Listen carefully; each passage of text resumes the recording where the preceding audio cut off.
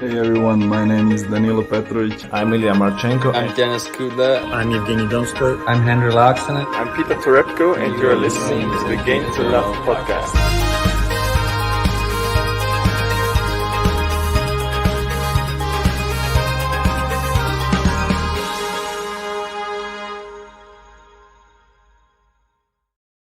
Hey, welcome back, tennis fans. Here we are, slightly later than we had planned. I saw a few of you complaining in the live chat. We can only apologize. Had some technical difficulties. Laptops closing down on their own. Oh, come on. You're not going to... Are you really going to blame it on me that we're late? I didn't say whose laptop, did I? The truth of the matter is, the reason we was late is because Ben was chin-wagging in my ear back off stream. So that's the real reason. I did have a little complication with my laptop. Only took a few minutes. But the chin-wagging was a lot longer than that. But yeah, you don't want to hear us moaning like we always do. Let's focus on the tennis. And what a week it's been. I mean, when was the last time we did a podcast even? Well, if you include draw previews, yesterday. But if we don't... No, actual podcast. On the playlist. When I say Barty's podcast, I mean, retirement. It has to be a playlist. Well, Barty's retirement. That was probably the last one we did. Okay, so it wasn't really a cheery one. No. This one definitely is a little bit more jolly. Because we're going to be talking about two big champions, Iga Swiatek on the women's and Carlos Alcaraz on the men's. Two names I'm seeing everyone just chatting about now. And listen, I don't know, does it bother you a little bit, the whole Carlos Alcaraz thing? How I know we was talking about him for so long ago, but I've noticed there's a lot of accounts, I'm not going to name any names, who are sort of claiming him as if they've been watching him forever. When really I feel like they've only known him in 2022. Does that bother you, or am I just being a bit over the top? I'm not going to lie, it bothers me.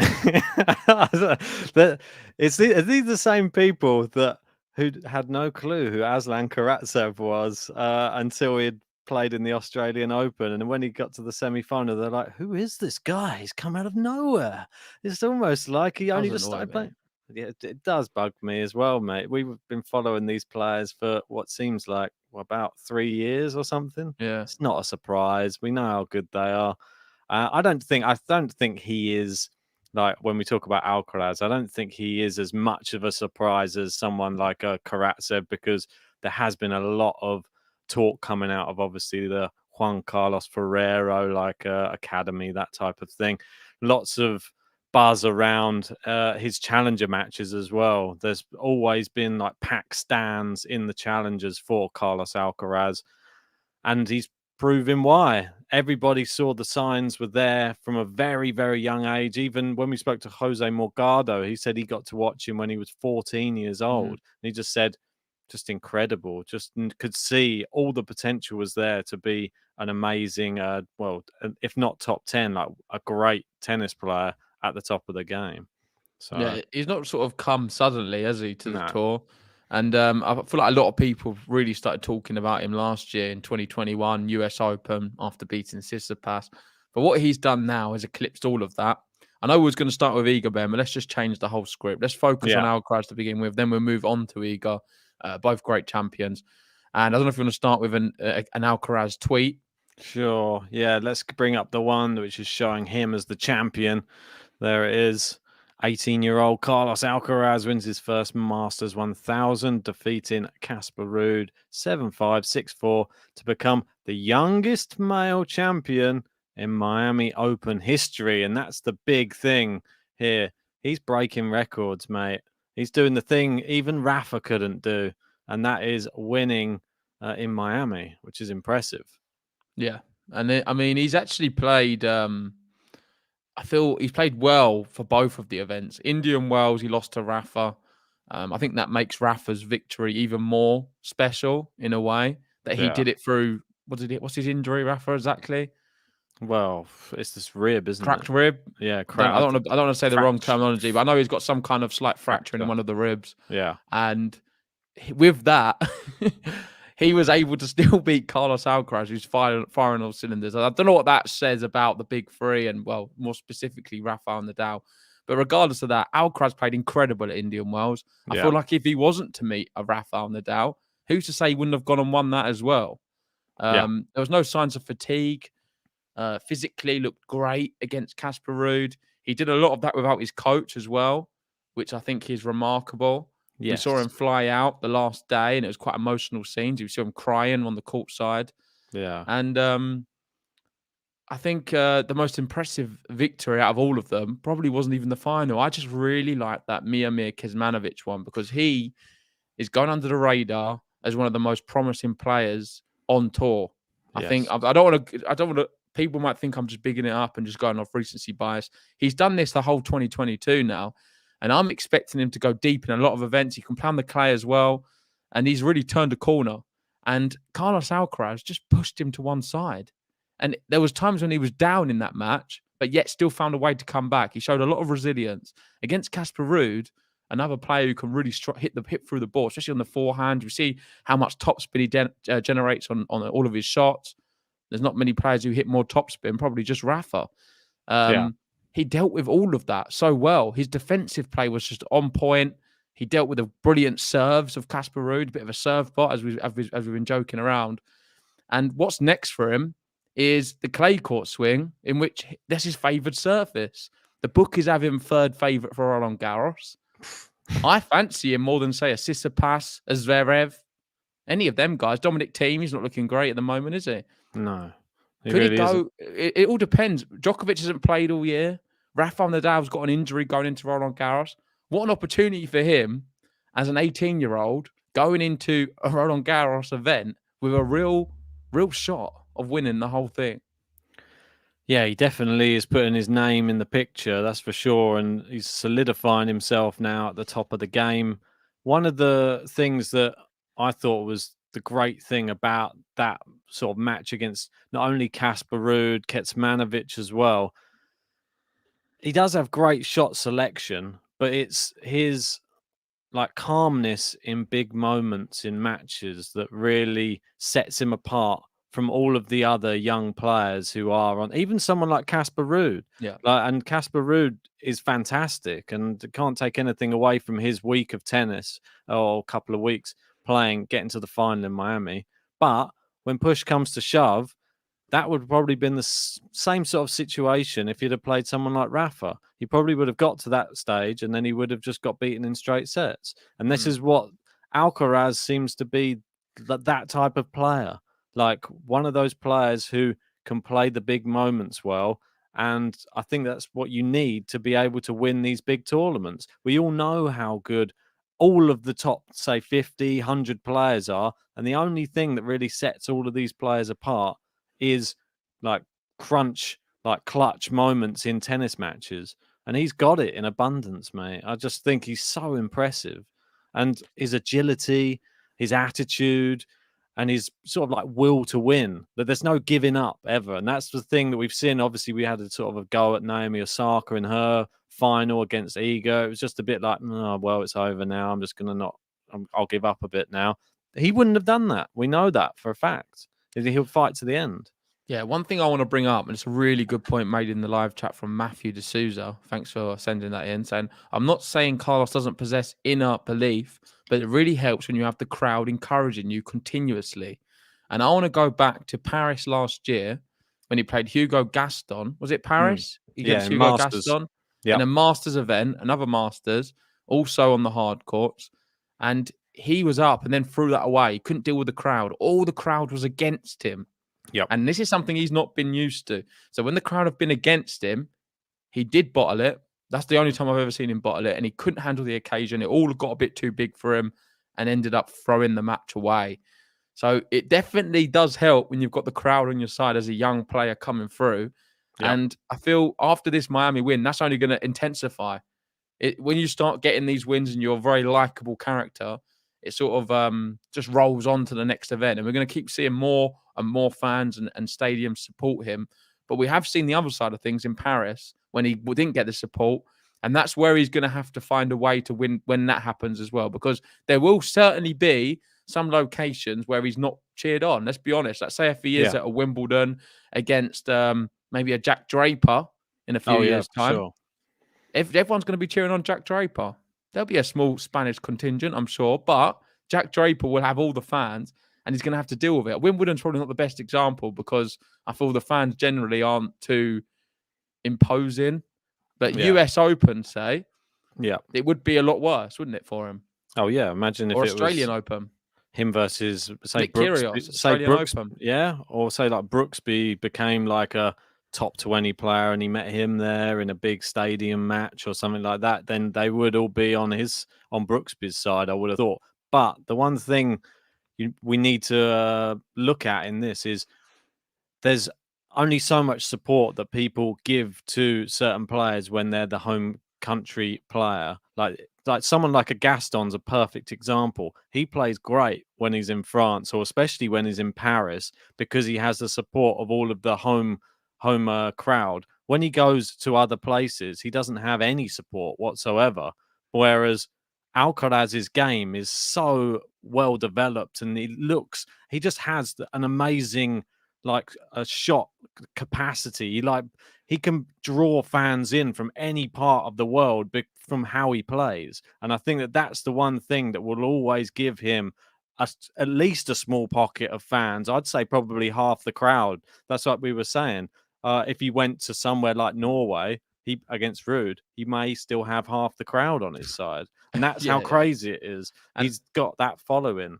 And there's only that one example, and he is young. I don't think generally. I'm just putting it out there as a talking point for the podcast. Don't crucify me, anyone. It's just I understand what who was it now? Matthew meant in the live chat. I saw. Kathy saying the crowd was with Rafa for Indian Wells. He didn't bottle it. Rafa beat him. That's a good point. I mean, in like home countries, I don't mean like two foreign players playing in another country. I mean, you go in someone's backyard like he did against Gaston. It can be more intimidating when you've got a whole country against you and you're in that country, as opposed to going to Indian Wells and playing against your own countrymen and they're just cheering on that person. I don't know. It's a slightly different vibe, I get the feeling. Okay, that's fair all. enough. Marcus says, I believe that if Carlos had gotten past Rafa on the Now Indian Wells, he would have had 2 Masters titles. I agree. Just like Iga. I think that could have been the case as well. Although Fritz was looking good. Yeah. Any more? I think we're ready to move on to the next one. Move on to the next one. Oh, sorry. That was just one. Oh, no, that one's actually quite interesting. Or maybe we can come to that one at the end, actually. So apologies. Yeah, we'll do that in a sec. Let's go to that one because this is quite good. So Carlos Alcaraz, this is his career so far. So we've got the 3 titles, 1 in UMAG. So they're going up as well. So we've got 250 on clay, 500 on clay. Now, a Masters 1000 in Miami on the hard court. He's also won a Next Gens final. Yeah. He got to US Open quarterfinal. 7-6. He's got a positive head-to-head against the top 10. He took a set off Nadal in a hurricane. I know. Number 2 in the race to Turin now. He's now world number 11. And he's going to be seeded 8 in Monte Carlo. Because Med's out, Nadal out, Matteo out. So he's going to be seeded number 8 for Monte Carlo. And he's going to be turning 19 on the 5th of May. I thought still a teenager. It's mad, isn't it? Like this is your accolades already, and you're still not even 19 yet. I thought something quite funny. I saw somebody had written down a similar list of accolades, but they did it for Andy Murray, and they said he's just updated his one. It says like 3 Grand Slams, like 2 like Olympics, and then put on there defeated Carlos Alcaraz. It's on there as well now, so that's a big deal apparently. So that's quite funny. I quite like that. He'll probably. It's not an easy thing to do to defeat, and I've seen all of those signs they're holding up. You can't escape from Alcaraz. I think it's sort of true. He sort of pins you into these sort of matches and dictates them. And I thought he was amazing in that Miami tournament, even Indian Wells, even playing in a hurricane. It was amazing. And that was when he was best. He was better than Nadal in a hurricane. So that's something we can say. Nadal couldn't handle the wind, where Alcaraz, all those recent years on the Challenger Tour, steady on. He couldn't handle the wind. He beat Alcaraz. No, but that was when the wind died down. The second set was when the wind was at its worst, and that was when Alcaraz won the set. And then when it died down, Nadal took over again. But that's all because, I reckon, He's only just coming from the Challenger Tour. They play in any conditions there. He's probably used to it. He only did that about a year or so ago. So I mean, I think Rafa definitely is pretty weathered. I think he's used to different conditions, and he found a way in the end. What I'm looking forward to is not Rafa Nadal, because he's not going to be playing Monte Carlo, but Novak Djokovic returning, Carlos Alcaraz returning. I'd love to see him on the same half of the draw and see him meet early on. Let's see where Novak Djokovic's game is going into Roland Garros. Can he deal with and inform Carlos Alcaraz? And then the other thing I'm interested to see what happens is how's Alcaraz now going to transition to the clay after having such a physically demanding few weeks. The clay courts notoriously can be quite tough on the body. Yeah, he's been put through the mill these last few weeks, and he's young. I often find the younger players definitely takes them a little bit more time. Well, I don't know, maybe not the case, because you say the older players takes them longer to recover. I just think they're not used to it so much. Their bodies haven't been through it so often. I think Alcaraz physically, I'm worried about him going into these. If he's going to opt to play all of them, maybe he should sit one out. But yeah, I just need to see Djokovic Alcaraz at Monte Carlo. That would be amazing. I mean, I'm just hoping that we can get a Djokovic that's fully warmed up, and we get to see like him back to real firing on all cylinders, because it's not going to happen straight away. We saw it obviously when he came back. Which tournament was it? Was it Qatar or where he got knocked out by Vesely? Vesely, yeah. So Dubai, wasn't it? Dubai. Apologies. Yeah, sorry, I got that one wrong. Yeah, I just think that it is still going to take time. Just like last year, he lost to Dan Evans. It was one of his worst performances of the year last year. And he ended up, I think it was something ridiculous in that match, like 40 unforced errors, like something unheard of for Novak Djokovic against Dan Evans in that match. And I just don't want to see that Novak come back. I'm hoping when he comes back, we're going to see him gradually build and then turn into that machine that we all know and love. And then he's ready for Roland Garros. And I'm hoping that we get to see it there, if I'm honest. Well, listen, just historically, Ben, Djokovic's form in Monte Carlo has not really said anything about how he plays in Roland Garros. Well, yeah, exactly. If anything, I think Gene sums it up nicely. Ever since 2016, he's not really done very much there at all. Last year, lost to Evans, like you said. It's not going to dictate how he plays at Roland Garros. I know Vance said something similar as well. I agree with that massively. And I think you just take it with a pinch of salt how he plays at Monte Carlo. It'll be good for him to sort of have a few hits, but not expected to do much. I would like to just see Alcaraz against Djokovic. I want to see how he deals with, he's lost to Nadal. Is he able to do it against the very biggest? Do you know what I mean? Because he did look a bit shell-shocked the first time he played Rafa. A lot better this time.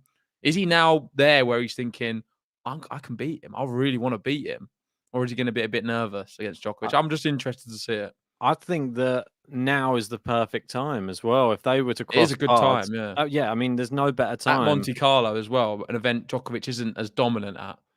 Yeah, I think the bookies would probably have that one pretty even as well. No, that's no disrespect to Novak, but from not being on the tour and then going up against someone who's just won a Masters tournament, I think that Alcaraz, they would never make him the favorite in that matchup. I think that's a bit disrespectful to Djokovic to make him anywhere near the favorite, but I think it could be close. Listen, you'll be surprised. I don't think they would be favorite, but I think he's going to be close. I think they'll put him at evens or something. They could put Djokovic like 1.7s. Well, yeah, quite possible. Just and there you go. Coming back. Just speaking about Novak Djokovic, we can move on to the next one, because Alcaraz has, at 18 years old, broken Djokovic's record as the youngest men's champion in Miami Open history. And there you go. You can see almost look like brothers or twins, didn't they? There, it's quite nice. Yeah, and also talking about these, I saw an incident today. Oh, it's annoying because I can't remember exactly what event it was, but they had a shot Djokovic played. I'm not sure if it was at Miami, and a shot Alcaraz played in the last match against Casper Ruud, and it's exactly the same shot.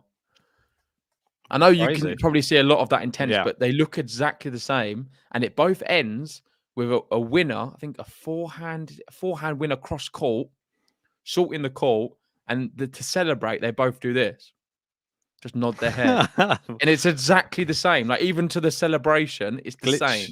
Glitch in the Matrix. So I thought that was quite funny to watch. I had to watch it like 2 or 3 times. I quite like that though. I've been saying it for the past, I don't know, say month. I've seen so many similarities in their game, and I think it's just more the agility on the court is that I'm seeing. I'm seeing like the body flexibility, the sliding, I don't know. It just looks like he can get to balls that other players can't in the same way Novak can do it. And especially at the back of the court as well. Goes from side to side. He slides. He manages to somehow make them play another shot.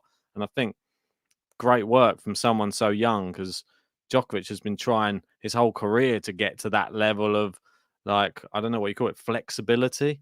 So, and Alcaraz seems to already be that type of guy. Who knows? Maybe, but a bit of both. Yeah, but with Djokovic, his overhead smashes aren't as good as Alcaraz. That's one thing I'm going to give to Carlos, but he's still got a long way to go to be compared to these legends. Yes, for sure. But let's move on to the next one. Right, might even be Iga time, is it? Yeah, I think we're going to move on to Iga. Let's just go. Have a look. Is there not another Alcaraz one? It wasn't another Alcaraz. It was just it was comparing. Well, maybe we can have a look at this one. It's interesting that Iga is now the world's 28th WTA ranking leader, while Medvedev recently became the 27th ATP leader. So it's kind of funny how these numbers of male and female ranking leaders are similar. It's quite weird that there's been nearly the same amount of leaders in the rankings. It's a bit strange. It's strange. But you can see there's a bit of a gap recently for the ATP because Djokovic has just been dominating. The women's one's been moving around a little bit more. Catching them up, isn't it? Yeah, there was a dominant spell there at the start. But yeah, it's fascinating that they've both met. So that's something what I couldn't take my eyes off though, is the pirate flag. I'm assuming that's because they can't. I'm a very childish individual. And all I was looking is, why is there a pirate flag? But then I realized because you can't have the Russian flag for Medvedev. So that's his new one. They go over pirate. Is that a new thing? Maybe. They're who's it who posted? Did you not question that, or is it just me? I think I just saw. I feel like you just looked at it. I saw Iga's one, and I just thought that they could have just not put one, but they've decided to go with the pirate one. Interesting, right? Well, let's go back to Iga time, because it was Iga Swiatek, and she not only won Miami, she won Indian Wells as well. And not only that, she had already won a Masters before that as well. She's gone 3 in a row. And Alcaraz stealing her headlines, so to speak. She's the one who's demolishing everybody on the women's tour. And is it more impressive what Iga did or Alcaraz? Iga, I think. Or is that just a stupid question I'm asking? I think it is a stupid 3 in a row. It's just madness. I don't know. I don't think she's getting enough plaudits for this.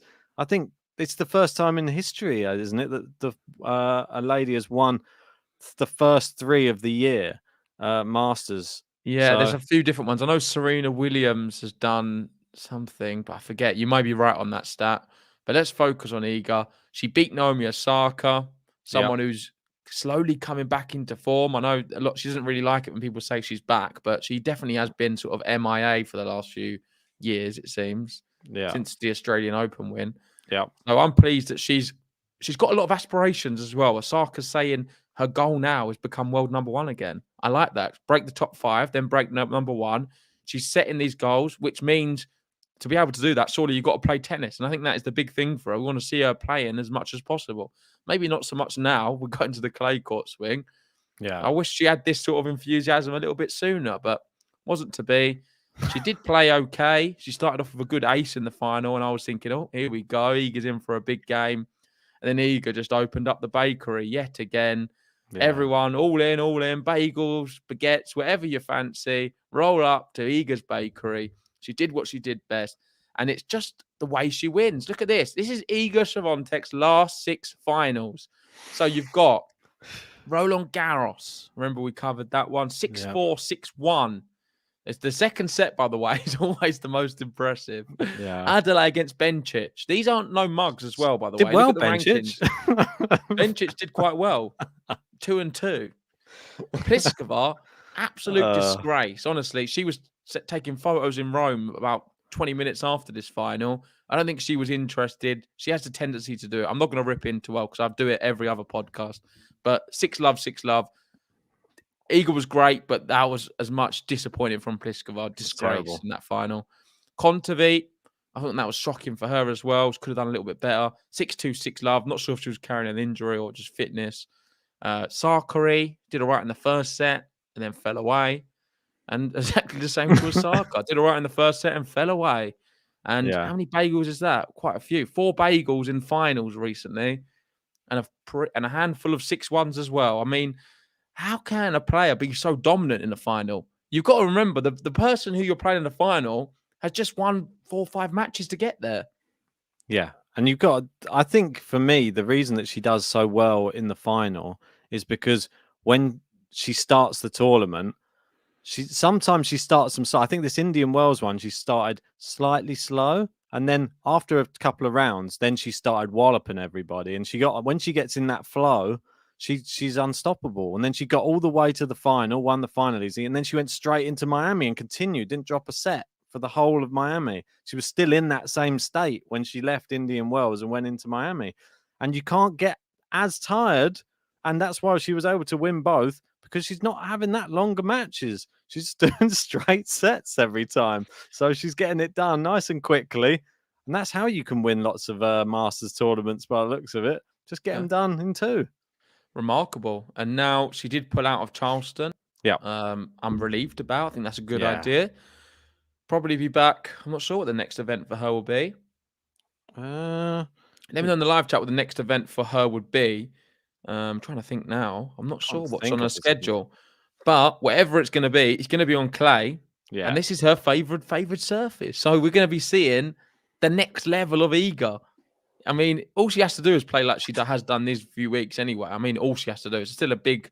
I'm sure it's not easy to perform at this level week in, week out, every match, every set, every game. Yeah. But if she can do that, then she's going to sweep the field. I'm sorry. She can sweep it. She can probably play 80% of the way she's played these last few weeks and still sweep the field. She's simply that good. And it is a bit of a shame Ashley Barty's retired now, because I would love to see Iga coming into her peak versus the Ashley Barty of the last few years. Because I honestly think, listen, people can just say, I'm just saying it. I think Iga beats her. I really do. We're never going to know. It's just my opinion against someone else's. I think Iga right now, the way she's playing, one of the most promising women I've seen since Serena Williams. She's incredible. I'm sure you've all seen how I've changed my tune in liking her, but I have changed my tune, so to speak, in just being so blown away by her that I can't help but support her. I just find that I'm so excited to watch her play tennis that now I can't help but cheer her on. And she's so likable as well. It's just, she has the whole package. So she'll be playing Stuttgart, Ben. Oh, amazing. So there you go. Stuttgart, is that indoor next? clay event, 500. Brilliant. No wind. She'll be smacking it around. Perfect. I don't think it really mattered where she'd be playing. If she can just keep up this momentum, it's dangerous. Prior to this, for Roland Garros, she was always sort of going to be my champion. I'll let you into that little sneak peek because I called it last year, wasn't to be. She went out. This year, I was going to do the same again because I think she is the best player. And if a few things click like they have started to, then I don't know who's going to really come close. We've got Michael in. We know he's a bit of a tennis expert, more than me and Ben combined. And he's saying Iga's playing like Graf and Sales, Navratilova and Serena at her peak. Sellers, sorry. Yeah, I think so as well. I think that those were such dominant champions. Oh, God, I just can't wait to see if she can just capture another Roland Garros. Then, if she performs on the grass, it's going to be incredible. I would love to see her at Wimbledon do well. I'll be, as sad as it is to say, I'll probably be repping a Iga t-shirt if we go to Wimbledon. Is that bad? Maybe I'll have to do it until she comes up against a Brit, and then I'll have to just be split. So I don't know. It's a tough one. I'm glad, Ben. I'm glad you've come over to the Iga way a little bit. I'm not massively. saying I'm not saying you never was. I'm not saying you never was, but there's been many podcasts over the last year, sort of since the US Open final of last year when Raducanu won, and I've been trying to defend poor Iga Swiatek. You've not been as vocal as me on this. You've been focusing more on just defending Raducanu. And I've Well, always gotta said have a little bit of so many defense. people, so many people have been very critical of her last year Yeah, I when know. it wasn't warranted. I know I do go on Twitter a lot more than you, so I do see probably different things than Yeah, what you would do definitely. sort of on the Discord and other means. But from what I've seen and the way Raducanu was treated at the time, I had to say something. And I'm glad we've done this full circle now where we're seeing how good she has become. And all of them critics have just been silenced. And as much as I would love Raducanu to be doing great, she's not really doing so great. And all of the people telling me, oh, Raducanu this, Raducanu that, I've kind of been silenced as well. Yeah. And I'm not saying you because you do like both, but the Raducanu love train is sort of been halted a little bit. And Iga, full steam ahead. That's it. I mean, you did say it last year, and it is one of those things that was evident that people were sort of saying, "Oh, she's not doing that great. She won Roland Garros. What's happened to?" She still was going like a few That's rounds what through each annoyed me. A lot tournament. of people saying, what's happened to her? Yeah, but She's fallen off. still How's she young. fallen off? She's She didn't still fall so off at young, all. and she's Yeah, but still when she was falling off, she was making semi-finals. Or yeah. she was going. Or She was just quarters losing at out a little least. bit, or quarters. Yeah. Raducanu's a bit different. She's not even getting out the first round. Well, So yeah, but where's people's energy then? It's just not. But this is Not it. But then reciprocated, is it? it's hard to look at her in the same light. I've always said this many times to you. They're not even in the same category for me. And that's just me being perfectly honest. And that's why whenever we've had the conversation about like Fernandez and Raducanu and Iga, I think Fernandez and Raducanu may be in the same category, maybe even not. Layla maybe even one step above Raducanu. But Ooh, what's that then? but Iga Layla is one step above, is it? in experience, yeah. But Oh, here he comes. in actual skill, talent, and overall, just like I don't know how to even say it, their overall game, Iga is head and shoulders above both of them, and it's just clear to see she can do what both of them can't do, or what I mean. Raducanu did it, but she did it for one tournament. We're yet to see her do it again. So, and Iga can do it multiple tournaments again, and again. And that's the thing. If Raducanu can rediscover that US Open form and do that again and again and again, great. But until then, she's a mile off Iga Swiatek. I feel sorry for people though, because I think some of them have been brainwashed a little bit. Oh yeah, Terry, definitely. legend, like him, great guy, big Rafa fan as well. He's saying after Iga's French win, she did have a lull period. Girl, sorry, apologies. But the thing is with that, she didn't have a lull period. I feel like that's the thing. I feel people generally think she did. She was doing great things. We've got Patrick in saying she literally won Adelaide and Rome. It was a very good year. That was after Roland Garros. Yeah, it was a great year. I don't think You it was a wouldn't bad classify year. it as a lull. I don't think there was really a down period. Maybe a few losses, but you can't win every match. No, I think you have to take everything into consideration. That her age, how long she's been on the tour, she doesn't have to be winning every single tournament. She could still be going through the year and winning. What? She won a Masters. She did well in another event. She's going to a quarters here, a quarters there. Still a good year for someone when they're 19. Give the girl a break. I mean, now she's coming. I feel like it's hard to please people with Iga, but they are going to come round because she's going to keep winning, and you can't avoid her. She's going to be unavoidable. I'm telling you, my world number one. that's the most. It seems inevitable now. Well, I wonder who had a higher out of me and you. That'll be a fascinating one. We'll have to watch that back. But let's move on to another tweet we've got. Well, that's it. That's it for the Iga ones. I only had those couple brought up from. I thought we were just going to be having a bit of a chin wag about all of the bits and pieces instead. But yeah, no, there isn't any more. I don't think really. Well, I'd be interested to see where we have her. I know that we probably still had her very high and definitely, obviously, in the top 10. That's for sure. And I know that we both obviously had Badoza doing quite well. Her injury is sort of scuppering her year a little bit. I think she would be doing better if she didn't have this injury. You had her at 3, I had her at 1. Still possible if she gets rid of the injury, but that's somebody who could be a real challenger to Iga at Roland Garros. But I don't know. I'm always worried that Badoza is going to pull out of the tournaments now. It scares me a bit for her 2022 now. Yeah, she's still going to have a really bright future. I do like Badoza, but just let's see how her injuries fare. The last thing I want to talk about Iga, I just sent you the last tweet we can bring up because it is quite an interesting one. I think I sent it to you yesterday. It's probably worse why you don't have it on there now. And this is saying, in honor to Iga, a thread with all of her career titles from the one that started everything in Sweden in 2016 until the present day. I thought it was a really good thread, and it sort of outlines Iga from start to finish. And I think, considering what she's done in 2022, especially these last few weeks, it's good to sort of bring some eyes to the history of Iga Swiatek. What a player she is. And let's go with number 1, Ben. If you move down, you're going to be doing probably a little bit of scrolling here. It's all right, mate. You just keep me going. Oh, here we go. Stockholm. W10 Stockholm 2016. And this is her Route 2 victory. She was just 15 at the time. It was her first ever pro tournament she played, and she won it as a qualifier.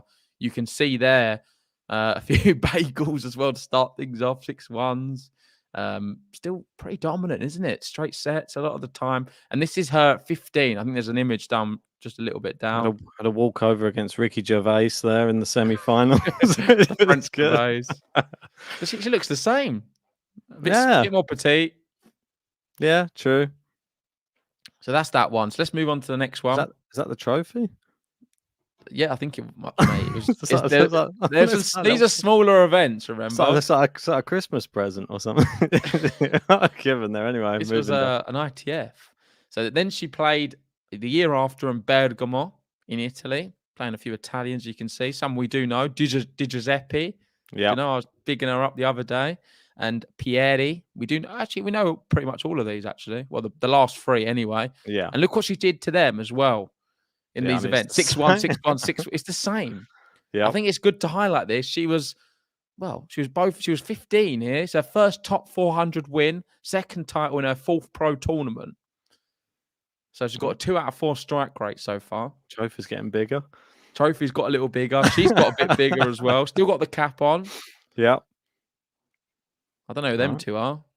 Looks like you.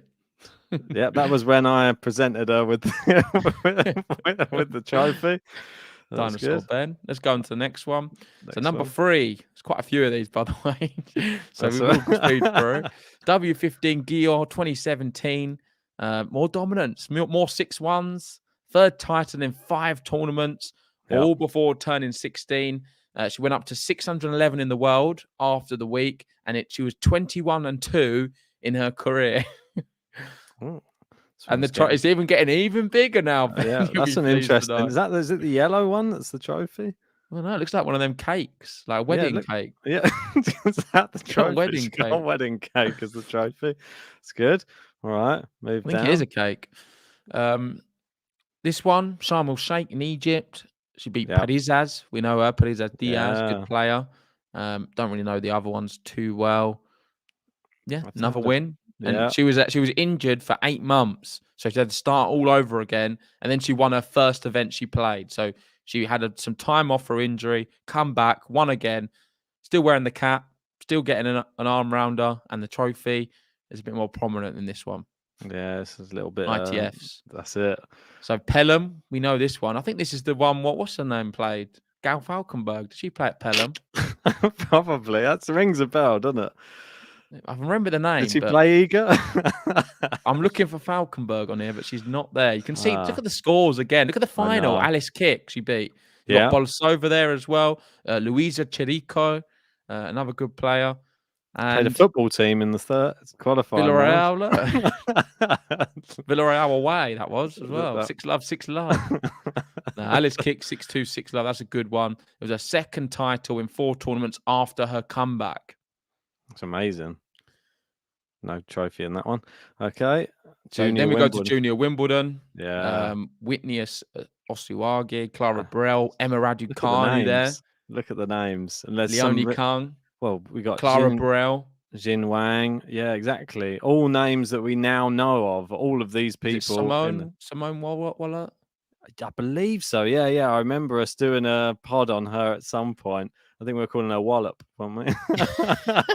What? She wallops it No, over. you was. Yeah, all right then. No worries. But yeah, Raducanu absolutely battered. Burrell battered. And Leonie Kang. Obviously Who's another Raducanu? Gosh. That's what I mean. And that was at Wimbledon. So, all right, look at What was that. that? There you go. Wait, just go up to the text because I do like reading these. Was unseeded despite being the highest ranked, so debuted against first seed. Pretty mad. Wow. That's pretty mad. Only junior Grand Slam. And she still won. Yeah, look at that. Trophy's getting better and better.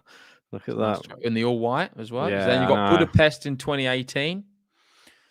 Love a bit of Budapest. Beat some good players there. There's Luca Ranigiani. I forget. Lucagiani, I think. Do you remember you just said you didn't know who she was? Yeah, yeah. I remember. She bageled Iga then. She's a good player. And then Barbara Haas. Zawadzka, that's the one who's just been playing this week as well. I think she just won her opening match, didn't she? Yeah, so she skipped Junior US Open to boost her WTA ranking, lost her first set, and then won all 10 consecutively. So she got bageled and then won all the rest. Well, gave him a chance. That was it, wasn't it? Yeah, more flowers, no trophy. No trophy. Disgrace. I mean, I don't know if you want to go through all of these. Yeah, I don't know. So this is back-to-back titles in back-to-back weeks. Makes her top 200 debut. Granted her entry for Australian Open qualies. I'll just read the bottom bit on some of these ones. It's just interesting to go through because I'm sure not everyone's seen this. No, I don't think you've even seen it. I did send it to you, but you never read what I send you.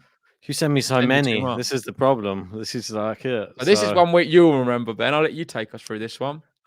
This is the one where she won that small tournament over in France. Not many people know of. Roland Garros. Near the Eiffel Tower, isn't it? Yeah, I think so. Didn't you have some tickets? Yeah, I got them in my back pocket. We got Vondrasova, Shea Wei, Jeannie Bouchard, Simona Halep, Trevisan, Podoroska, and Kenin, all in straight sets, as we remember. Incredible. And that's when Kenin was good. Yeah, well, yeah, exactly. She had just won the Australian Open. So, and they can say first WTA title and was a Grand Slam without losing a single set. Just like Raducanu. Yeah, exactly. So they do have some similarities. Yeah. Right, moving down. Then we got Adelaide. I think you spoke about that. Yeah, so this already. is after. So this is what happened after that Roland Garros title. When I feel like she was gaining a little bit of criticism, but it's very much unwarranted if you look at what we've just been through. We've got Brengel, Bencic in the final, Teichmann, Collins, Inglis. Just the third tournament after Roland Garros. Won it without losing sets. First hard court WTA title. And this put her into the top 15. So this was her first hard court title. Yeah.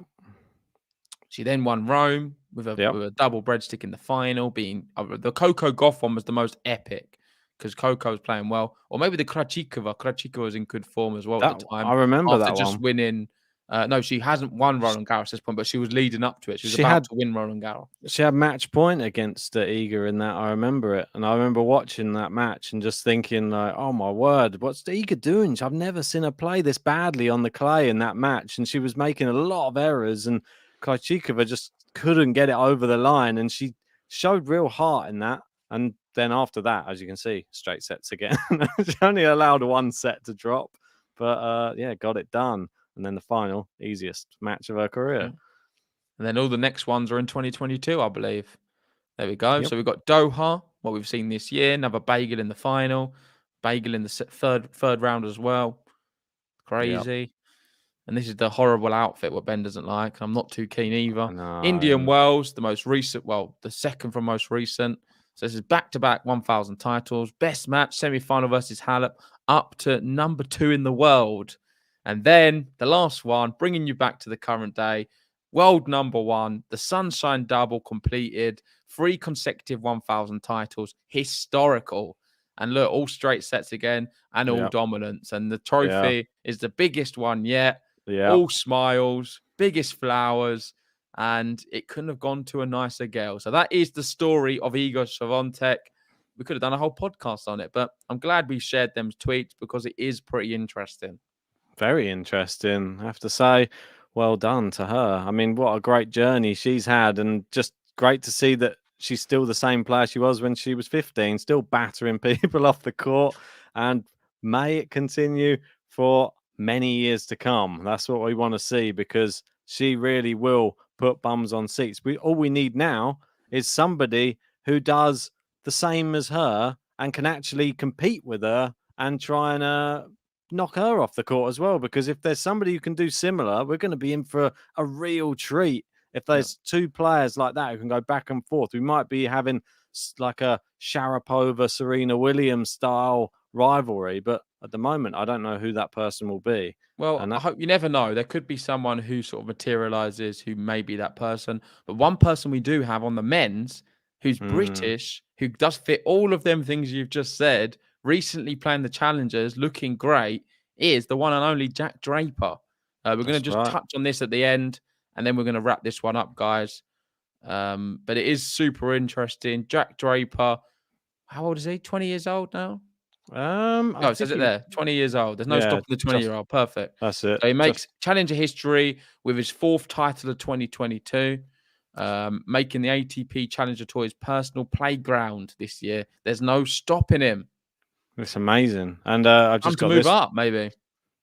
Well, yeah, you see there, 265th in the world, 124th in the ATP rankings, 23-3 win to loss record, one to watch for sure. Obviously, if you didn't know who he is, he probably came on your scene when he took a set from Jokovich at Wimbledon last year in the first round. Started off the tournament a little bit with a bang, made it exciting. That just goes to show the sort of level he can produce. Like, if you can do that against the world #1 player at Wimbledon. I think he had a bit of heat stroke, didn't he? Or was that another event? I think that was an event before, but he pulled out before Wimbledon. But he still looked a bit. He was struggling. I think that was Miami. Wasn't Miami? Was it? It might have been Miami. Yeah, I think you might. I think I'm getting a vibe. It was Miami last year. But regardless of that, he is the future. Matter of time until he's in sort of the top 100, top 50. I want to see him move past the Challengers soon. Keep playing the Challengers maybe this year. Back end of this year, maybe moving to a few 250s. I think he can go deep. Definitely one to watch. I think that it's going to be quite interesting to see him perform at Queen's this year. Yeah, that's right. It was. He collapsed at Miami last year. That's right. Yeah. Yeah, it was a bit worrying, that, wasn't it? I remember it because I remember thinking like, oh no, like is this going to be like one of these things he's not going to be able to handle? I mean, British players, I'm pretty sure they're not used to it, are they? The heat of abroad. So no, that makes sense. Well, unless you're Cam Norrie and you've lived in America for so long anyway.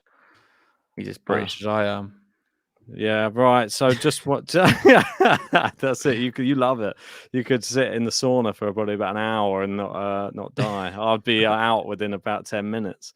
Yeah, but just before we finish, I just wanted to bring up that one thing that you sent me that I just thought was shocking. Well, I know that we've had. And then we need to do the brackets as well. Don't forget. Yeah, so we'll do this one first, then the brackets. We'll see how we're getting on. Well, we had a lot of shock, obviously. What was it, last week? And this sort of shocked me as much.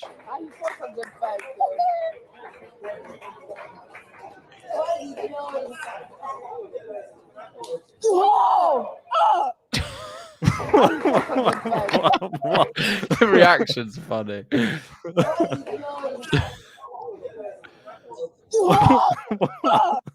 I mean, what? We don't condone violence on this podcast. But what's going on? I don't know what's happening. Is Will Smith to blame? Is what I want to know in this situation. Because has he just watched the Oscars? He's gone on the tennis court. He just thought this is how things are done. Obviously, in the public eye now. Maybe he thought that that's how you accept an award. That's maybe one of the things. I will never know. I think it was just very disgusting behavior, though. It's very underhand to shake the hand to hold them there while you slap them. That's dirty, mate. Yeah, I don't know if we've got much context about it. I just sent it to Ben. If you go up, it says a little bit more. So go up. It says number 1 seeded player Michael Kouame from France slaps Rafael Ni Ankara of Ghana after losing in the ongoing TGF ITF Juniors World Tour at the Accra Sports Stadium. So it's sort of the ITF Juniors. They're young guys. And wait, So he lost. Yeah. So the guy who slapped the guy. So the one who slapped the other one, the one who slapped him's the loser. Yeah, I'd be surprised if it was the other way around. Well, I don't know. It could be the winner, and he just got annoyed because the guy kept moaning the whole time or was trying to cheat. I can't imagine. He'd probably just be psyched and just be like, "Right, I'm through to the next round." But yeah, I saw that there was like some other reaction. I don't know if there was something posted. Yeah, there was another thing. There was like another the scenes after. I don't know what's going on here. I'll try. Yeah, so it wasn't like a joke. It seemed pretty. So I have no idea what's going on. Obviously, there's no place for any of this in tennis. So I don't know what was going on there. It just seems like an absolute, and like people were saying, "Oh my gosh, what the heck?" Yeah, it's bizarre that was happening at a tennis match. There's no place for it in tennis. It's disgusting behaviour. I hope that guy gets a lengthy ban from ITF matches for sure. Well, he's not going to be allowed to play now, so he's a bit of an idiot for doing it. You need to learn how to lose. It's important. I'm a terrible loser myself. I've never gone to the extremes of slapping someone, but I probably would sulk. But I think you just got to, if you're that type of person, like I am, you just got to stick with the sulking rather than resorting to violence, because all it's going to do is just mean you can't play. Yeah, I mean, it's disgusting. Like there's no excuse for assault or hitting anybody else. Like you can speak to them, but why raise your hands? Like there's no place for it, especially in the way that he did it as well. It was very underhanded because he went to shake hands, and the only reason he shook his hand is so he could hold him there so he could slap him, which is even more disgusting. Michael's in saying, I blame Jada Smith and Meghan Markle. Oh, funny. Let's get out the brackets anyway, and then we'll wrap this one up because we've been talking almost an hour. While Ben does that, make sure if you haven't already, give us a like on this video, subscribe if you are new. We're going to try and bring you a few more podcasts this week. We're not going to be covering as many matches. So we're bringing you news stories. News isn't the word. And podcasts. So if you want us to discuss any topics, make sure to join the Patreon and recommend something there. And we'll be happy to do some Patreon topics if you would like. But yeah, the bracket, Ben, you got it up? Yeah. There we go. Do you need it bigger? Well, definitely for me. All right. I don't know about you. So let's start with the top tippers. So on the right-hand side, I was supposed to be doing the Sunshine Double as one, but Ben effed it up. So we've got the two separate ones now, which is good, I guess, in a way, because we've got two winners. More winners. We've got Indian Wells, Meg's Carpentry. Well done to you. Special mention to Fatima. In Miami, we had Raf winning Miami. Special mention to Ems as well. So well done to you guys. We'll all be including this in our end of year awards. And on the most important thing, and that is how well's JG doing compared to Ben's dodgy brackets. And before I say anything, Ben, I should apologize to you. Why? Because at the moment, I've had a lot of messages saying that I'm very nasty to you and mean to you on the podcast. So I'd like to take this opportunity while we're live to just formally apologize for my behavior towards you, for upsetting your feelings and being very harsh. Well, but anyway, let's move on to Ben's dodgy brackets because they are goddamn awful. Love can make you do crazy things, as Will Smith said. I should have just grabbed the mic. I'm not apologizing to nobody. That is a terrible accent. I'd like to apologize to absolutely nobody. That's better. That's what I wanted to do. I think there was some swear words in there as well. The recent ones, on the men's first. Acapulco, Ben beat me. He then went on a tear. Indian Wells, he beat me as well. I've stopped the rot because I couldn't have Ben winning 2 in a row, and I won Miami. Shout out to G Reg, who won a prize, and shout out to CMA, begrudgingly, who beat me just about. Begrudgingly? Well, I say begrudgingly because I was second on the global leaderboard. He's the only one who beat me overall. It's sad that, man. That's tough to take. No one ever remembers second place. Well, They don't remember it for you, that's for sure, because you've never been there. I know. We've got Patrick saying, no, it's entertaining. I don't know. I think people like me sort of digging you out from time to time. I know Gene likes it. He joins in I like that as well. When Gene gets there and sort of digs the sword a bit deeper into you. That's it. Send the one in my back. Take that one out. Ugh. Yeah, so let's have a look at the overall on this one. So go to the right. Okay. And up. Just gotta make sure to not change the web page. So my average position here is 72.21. Ben's average position's 120.63. So he averages around 120th. I average around the 70s. Overall, I've won 13 against Ben's 6. Yeah, so double me at the So moment. I'm doubling him up. Listen, I don't just keep saying I'm Jay Genius for no reason. My prediction's a lot better than Ben's. If you want to take note to one of us, take note to me. We'll go to BTO to find out the real scores. At the moment, JG has got. I did an extra thing on there, an extra tab on our Beat the Odds. Didn't know if you went and had a look. No, I've not seen it. Yeah, it just was. You'll probably like it because it just highlights how well you're doing on Beat the Odds. So I thought that I'd make it up for you, just to get an idea. Because if you haven't joined Beat the Odds yet, it's just a fun little game that we're playing, and there's a few extra people have joined. But this will just tell you how they're doing overall. So out of 40 picks so far, JG has got 36 correct out of his 40 picks. Yeah, well, that's definitely not right. Is it not? I got 4 one week. Is that wrong? All right, so I've messed that up then. I'm not good at doing anything, it would seem. Well, I mean, I got 4 one week, didn't I? You're not counting my Dimitrov week. I was adding them all up from the other sheet. Oh, this goes to show, mate. I'm just rubbish on Excel. I got 36. I mean, if I got 36 out of 40... Hang on, let me have a look. Because I was adding them from the thing. 8 plus 8 plus 4 plus 8 plus 8. Yeah, it's not out of 40, is it? What was it out of? How many weeks did we have?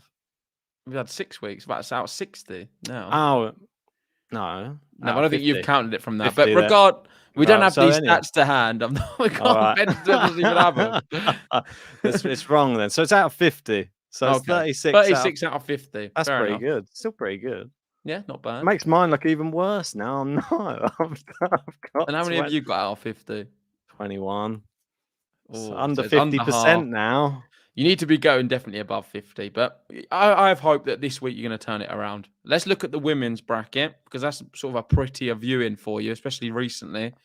So if we have a look at the recent events, we've had Indian Wells and Miami, and Ben's won both. He won the Sunshine Double over me on the women's. I think all that Iga loving definitely helped him. Did you have Iga both times? Yeah. I stuck with the faith. You said great positioning as well. 29th and 14th, Ben. That was good. Two of his best scores. And I was sort of around the Ben mark, the 120, 130. I don't know what I was doing in them depths. Well, you wrote Iga off. There's no chance that she's going deep in the second tournament. I said she's winning them both, mate. Stuck with the guns, and it was the right thing to do. Well, let's have a look at overall position on this one. Oh, no, God, here we go. This is where it all goes down. Look, I'm back in the 70s again. I just feel like that's where I am. Ben's, he's cracked the top 100. That's big for him. Come on. Top 100 appearance. And this is a bit closer. It's 9-5. No, it's not doing bad. It's just under half. I mean, it was terrible before the Sunshine Double. It would have been 9-3. Well, I'm glad that I'm clawing it back a little bit there. Hopefully the clay court swing now, I can get a few more on the board, but I know that's your sort of forte, so to speak. Well, I know that we've got a few matches going on at the moment.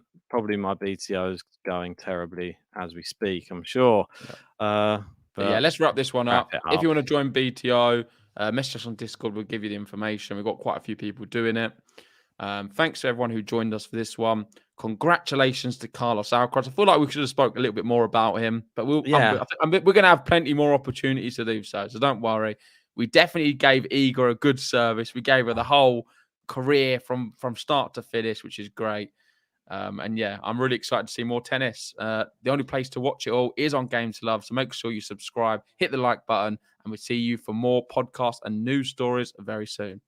Will do, guys. Cheers for joining.